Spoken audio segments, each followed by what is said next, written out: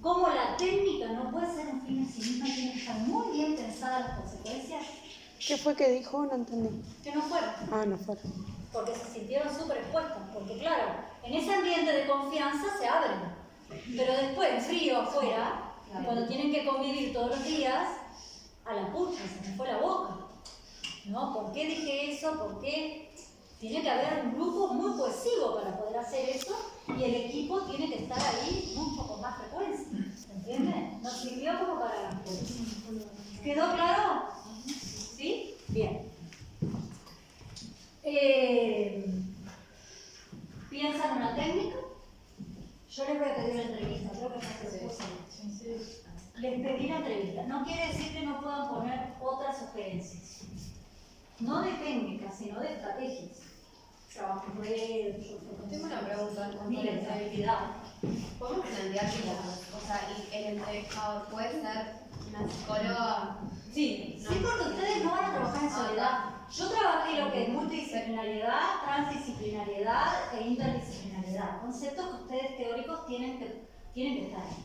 Pero sí o sí, una de las entrevistadoras tiene que ser la maestra.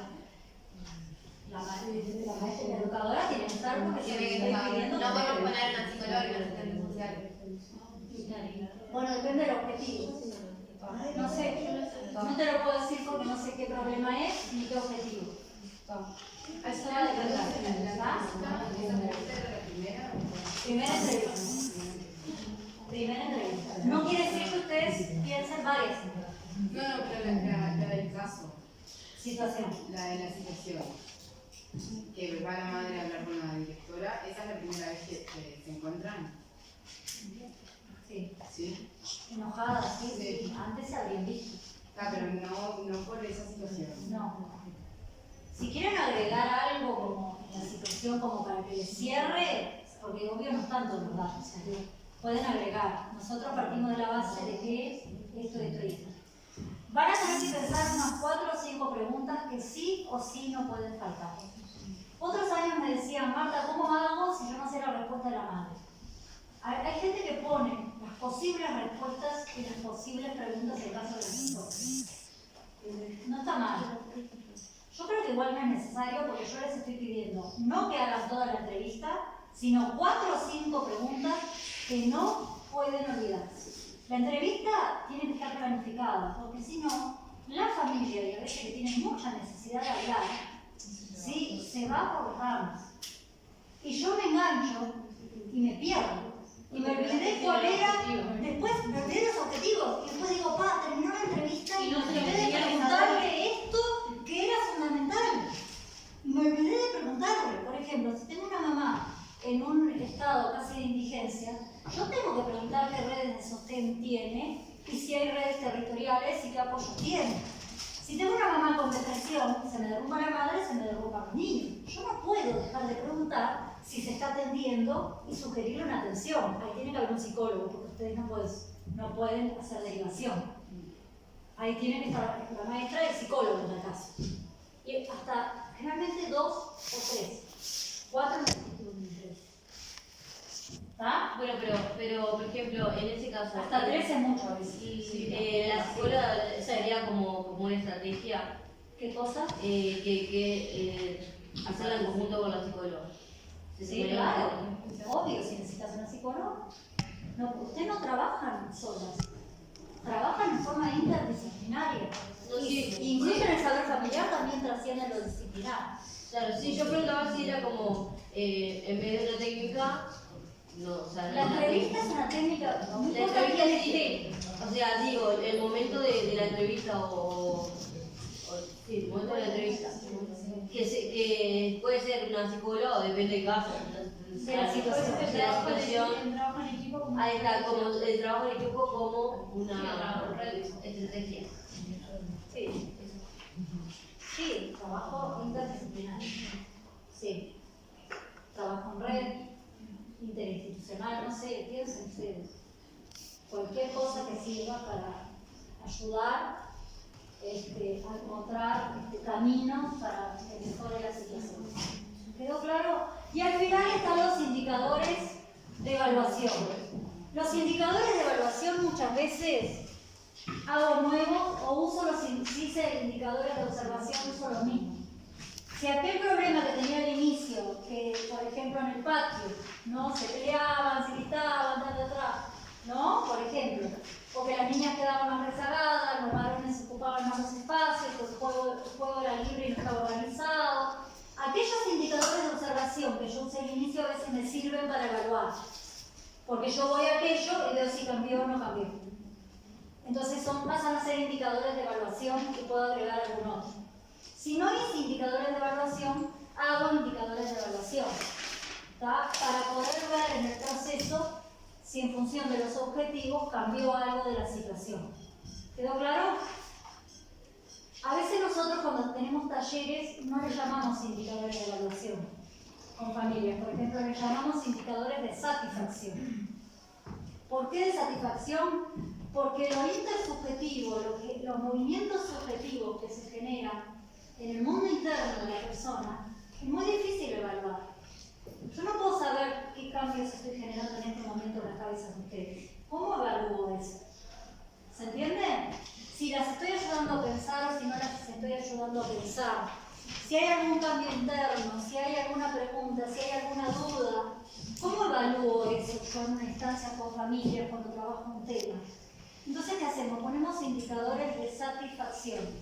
Por ejemplo, estuvo conforme con el taller, le gustó, se siente satisfecho, concurriría nuevamente a otra instancia de taller. ¿Qué se lleva de este taller? ¿Qué le resonó? Por ejemplo, ¿no? Y ya está, 2 o 3. Entonces ahí puedo evaluar, escriben las familias y puedo más o menos dar cuenta qué se llevaron. Me quedé pensando en esto, que nunca lo había pensado, ¿no? Y es una forma de evaluar. ¿Quedó claro? ¿Sí? Y ya está. Hasta ahí ustedes van a tener que hacer. Primero un análisis situacional. Esa parte no la toco. Van a partir del paradigma del cual van a pensar. Van a fundamentar por qué en contraposición del paradigma de la simplicidad y por qué no al de la simplicidad. Yo no puedo empezar algún trabajo X sin pararme desde un paradigma conceptual teórico. Entonces, es una situación.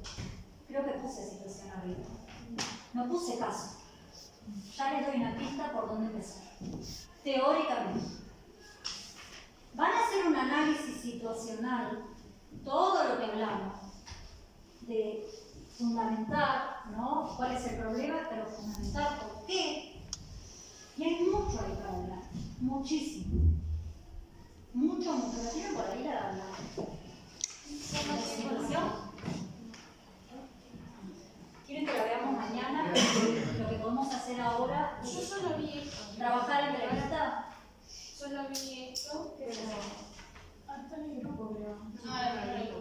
Está. Mañana traigan una impresión y la leemos y los ayudo un poco. ¿Ah? Ahora, entrevista. Entrevista, ahora sí me meto en entrevista. Es una técnica, porque es lo que les voy a pedir acá. Ahí el protocolo de entrevista está muy claro. Habla del cuadro. Hay distintos tipos de entrevistas. Ustedes van a usar generalmente en la educación la entrevista semi-dirigida. Está la entrevista dirigida o cerrada y está la entrevista que no está ahí en ese material. Está la entrevista abierta. La entrevista abierta es el cuestionario. ¿Vieron cuando pasan el computador puerta a puerta? Tiene heladera, cuántos son, televisor, Es un cuestionario.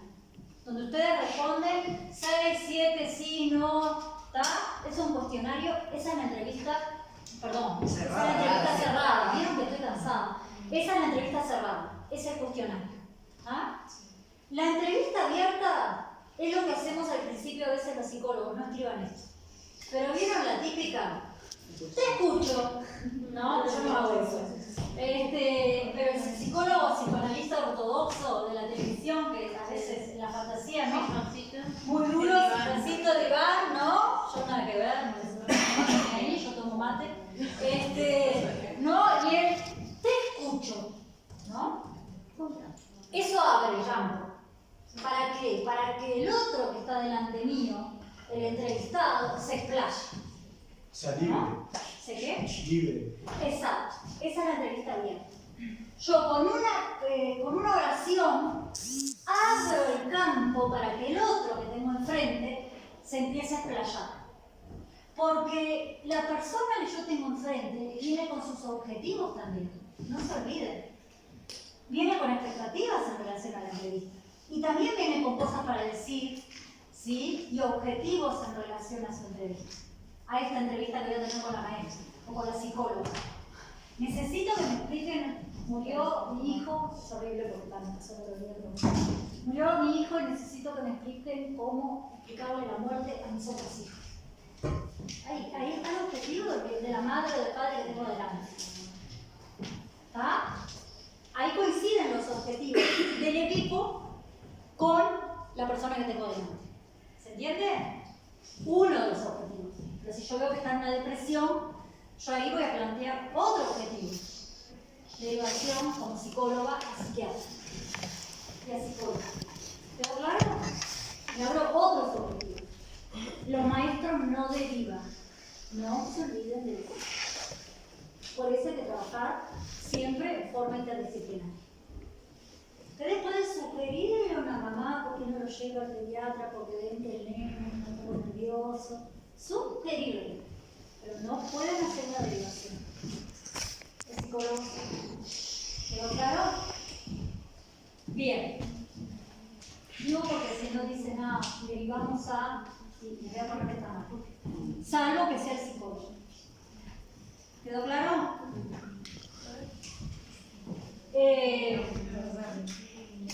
Bien.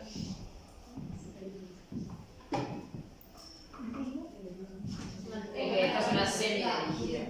La semi-dirigida muchas veces empieza, que es lo que van a usar en general, con una entrevista abierta. Estoy desde las 7 de la mañana, sin parar. Estoy re cansado. Empieza con una entrevista abierta, ¿no? Y después empiezan ustedes, en esa planificación de preguntas, empiezan a seguir, ¿sí? Preguntando. ¿No? Van dirigiendo la entrevista en función de los objetivos. Por eso yo les pido 4, 5, 6 preguntas. Esas que no pueden faltar. ¿Está? O sea, permiten, sí, se presentan, ¿no? Pero permiten que la persona que tiene adelante hable y luego empiezan como a dirigir. ¿Quedó claro? Por eso es semi, porque doy lugar al otro y a los intereses del que tengo delante, pero también voy dirigiendo en función de mis objetivos. ¿Está? No excluyo al otro, pero también dirijo en función de mis objetivos. ¿Quedó claro? ¿Sí? ¿Me siguen? Esa es la semi-dirigida, que es la que van a usar. Cuando hacemos una entrevista, ¿tenemos tiempo? Sí. El encuadre. Ahí creo que habla, lo primero que trae es el encuadre, ¿no? Sí, sí. ¿Qué dice del encuadre? Eso es fundamental. El lugar y la organización del espacio. Bien. El encuadre. El encuadre son todas esas variables que yo no puedo modificar. Que ustedes como futuras profesionales no pueden modificar por un tema ético y porque además les van a servir de analizador. ¿Por qué les van a servir de analizador? Porque quien lo puede modificar es el entrevistado. Entonces ahí me va a servir para hacer una hipótesis diagnóstica. No entendí, profe. Por ejemplo, les doy mi ejemplo. Si yo llamo a una familia, ¿no? Es un interpretazo mal, ¿no? Pues muy lineal lo que voy a decir, pero es para que entiendan, ¿no? Si yo tengo una familia y la llamo a entrevista y viene media hora tarde, yo me pongo un signo de pregunta. Modifico el encuadre, porque el horario está dentro del encuadre. ¿O no? Sí. ¿Quién lo modifica? Yo estoy puntual. Ahora, si soy yo la que llego tarde, primero le rompo la ética y hago esperar al otro que se me falta de respeto, Además, no valoro el tiempo de la otra persona. Además, no me sirve como analizador, a mí me toca analizar yo. ¿Qué me pasa a mí que cada vez que tengo una entrevista de este tipo, llego tarde? Y justo son de duelo. ¡Wow! No es que perdieron. Una vez me puede pasar, pero 2, 3, 4, 5, no. ¿Se entiende?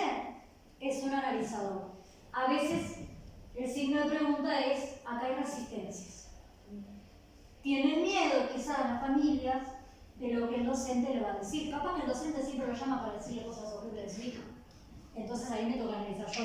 Otra modificación ¿Se entiende? puede ser la modalidad, si propone, por ejemplo, una entrevista por Zoom. Hoy en día está tan... Sí. conservador.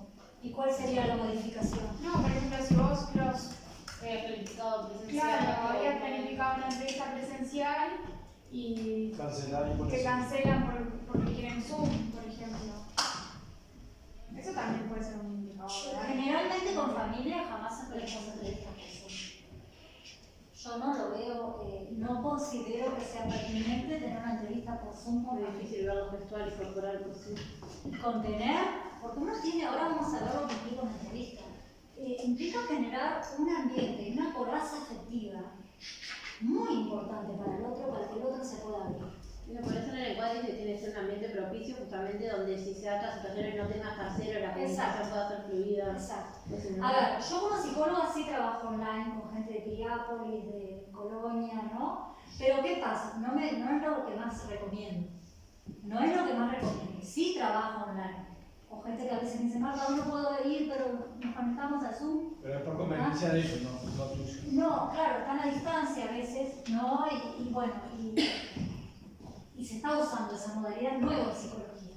No es lo mejor, siempre me gusta la presencialidad, ¿no? Ver el cuerpo, pero se puede trabajar. Pero es diferente, porque la psicoterapia Tiene continuidad. tiene un proceso y una continuidad donde yo puedo estar sosteniendo igual al otro, ¿sí? Pero cuando yo tengo una entrevista con familia, es diferente, porque lo veo una vez, 2 veces, 3 veces, y no. Digo, no lo recomiendo. Jamás que hagamos entrevistas con familia, ¿está? Y menos ahora con la pandemia, ¿qué necesidad? ¿Quedó claro? Cuando el otro me modifica el encuadre, yo soy como muy rígida también a veces, ¿no? A veces, ¿qué pasa? Llamamos a la mamá y nos viene la abuela. Una abuela que casualmente destituye a la mamá. Casualmente no le da lugar. ¿Cuántas abuelas hay así? Y llamamos a la mamá para empoderarla y darle el lugar de mamá, pues la señora viene la abuela, la destituye. Muy amorosamente, discúlpeme, pero esta entrevista era para la mamá. Sí, pero la mamá no pudo venir, no se preocupe, le vamos para otro día. Porque no le vamos a dar lugar, porque ya hay una lectura de que el objetivo de la entrevista es empoderar a la madre, que ha destituido la abuela. ¿Se entiende? Entonces, ahí hay una modificación del encuadre. Llamamos a la madre y viene la abuela. ¿Se dan cuenta? No podemos engancharnos en eso. ¿Quedó claro? Si yo tengo una persona que está en la entrevista, nos pasó una vez, viene la madre enojadísima, la maestra tenía miedo, aparte grandota, entra la mamá, el equipo estamos todas en la sillita chiquita, todos sentaditos así, sin asiento, el padre se queda así, al lado de la puerta. Me acuerdo que le dije, esto fue hace años, le digo, discúlpeme, ¿no quiere sentarse? No, me dice. Venían enojadísimos. Me quedo acá, parado. Nosotras quedamos allá abajo, miren lo simbólico. En la silla de inicial, ¿no? Por más que pongamos doble, quedamos todas chiquitas, ¿no? Y el señor grandote al lado de la puerta con unas ganas de rajar también, ¿no? Porque además es tipo, estoy pero no estoy. Es muy simbólico los lugares donde se ubican, al lado de la puerta. ¿No? Vengo pero no vengo, ¿no? La madre, la señora de él, la madre del niño, sí se sentó. Un momento que yo no me aguanté más. Le digo, ay, discúlpeme, pero a mí me incomoda que esté parada. No, pero realmente era una interpelación, ¿no? ¿Puede hacerme el favor de sentarse, se sentó. ¿Ah? Pero de buena manera, ¿no? Uno no puede estar patoteando a la gente. Ahora, si no se sentaba, iba a quedar parado. Y uno tendrá que ver qué hace con esa molestia interna. Miren qué difícil. ¿Se entiende? Porque tampoco le puede decir retírese. Porque ahí genera una ruptura con el equipo. Menos mal que se sentó. Me pasó una vez con un señor también que boicoteaba la entrevista, mamá, papá, el señor también boicoteaba. Nos sentamos en círculo y el señor, todo lo que le decíamos era no estoy de acuerdo, no estoy de acuerdo. Le digo, ¿por qué está? Porque, ¿no? Porque, dígame una cosa, yo soy muy amorosa, miren que no soy así tan bestia, pero muy amorosa, discúlpenme, pero ¿por qué vino acá? ¿A ustedes les parece útil esta reunión? ¿Les está aportando? La mamá decía que sí, realmente había demanda de la mamá. Pero ¿de qué vino? A romper los pelotas, a boicotear y a sabotear la entrevista. Y no le daba lugar a ella, que sí quería saber y pedía ayuda, ¿no? Ella desde algún lugar estaba mostrando la figura del hogar, quién era el que mandaba. Ella quedaba calladita. Ahí ella estaba mostrando al equipo algo, ¿no? En un momento seguía, boicoteaba. Bueno, si usted me puede escuchar, discúlpeme, esto es lo que voy a pedir que se retire, ¿no? Se paró, no le dije que se retire. Se paró en un momento enojado. Se paró diciendo que no estaba de acuerdo con lo que yo estaba diciendo. Discúlpeme, pero esto es algo técnico. Yo no estoy de acuerdo con lo que usted dice. Se paró y se me vino encima. ¿Sabe que me está incomodando? Le digo. ¿Puede retirarse, por favor, y volver a sentarse? Porque era realmente una interpelación, tipo, se me venía con el cuerpo, ¿no? ¿Se puede sentar? Le pido, por favor, que se siente. Le juro que con todo el amor del mundo, ¿no? Y por dentro, después uno sale de ahí. No, es como que hay que tratar de usar todo lo que es, no engancharse y saber que esto uno es la cara visible, pero no es como nosotros, ¿no? Pues se sentó y siguió boicoteando, hasta que en un momento le digo, bueno, vamos a hacer lo siguiente. Si usted le incomoda, si usted no puede escuchar, si usted no está de acuerdo, no tiene por qué estar acá, no está obligado. Puede retirarse. Y ahí bajó. Se quedó, no se fue. ¿Ah? Pero así hay miles de entrevistas que suceden, ¿no? Miles de entrevistas. Las estoy contando, las más feas. En general no salen muy bien. Pero hemos tenido situaciones bastante complicadas. ¿Ah?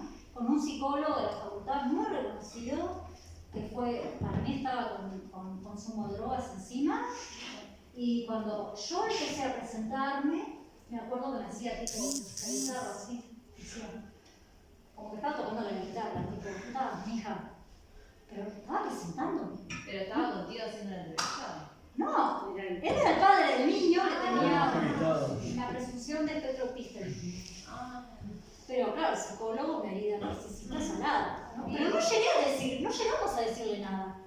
Bueno, somos del equipo, del programa, de primaria, escuelas disfrutables, mi nombre es Marta Gabriel. ¿Qué empezó? Yo lo conocía porque había sido docente mío en la facultad. ¿Y era así o no era así? Pero era así siempre él. Estaba con consumo encima, me pareció. Porque la forma y la euforia que tenía, yo nunca había visto, estaba como para enchalecar.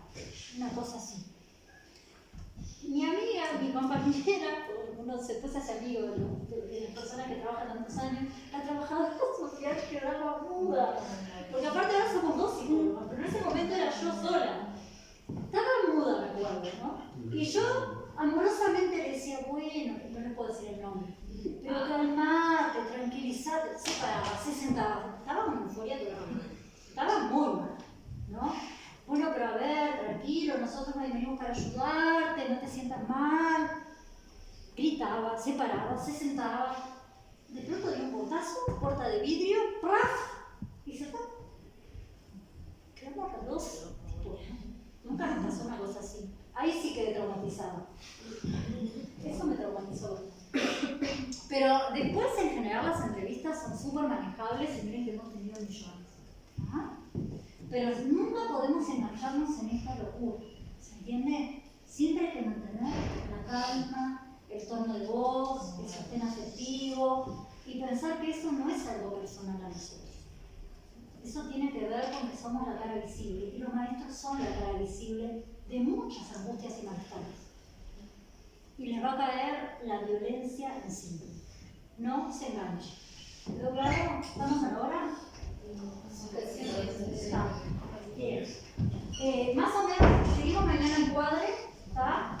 Y todo lo que sigue de entrevista, trato de terminarlo para que lo puedan hacer y dejamos unos minutos al final para ver la situación. ¿Les parece? Y después ya me empiezan a hacer.